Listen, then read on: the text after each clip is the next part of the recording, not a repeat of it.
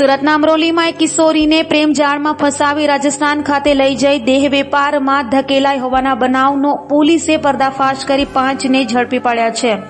સુરતના અમરોલી ખાતે રહેતી કિશોરીનું અપહરણ કરી રાજસ્થાનમાં વેશ્યાવૃત્તિમાં ધકેલી દેવાઈ હતી।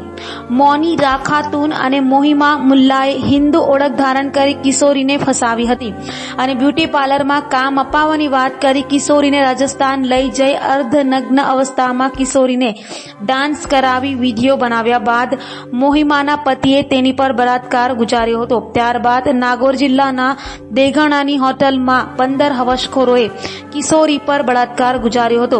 हाल तो अमरोली पोलीसे 5ની ધરપકડ કરી વધુ તપાસ હાથ ધરી છે।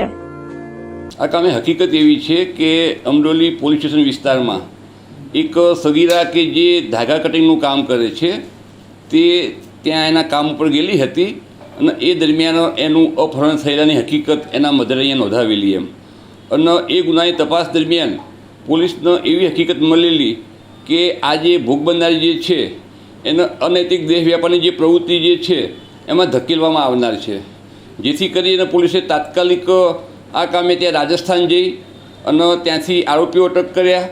એમાં એક જ્યોતિ નામની એક મહિલા જે છે કે જેનું સાચું નામ જે છે એ મોનિરા ખાતુન છે ખરેખર એમ।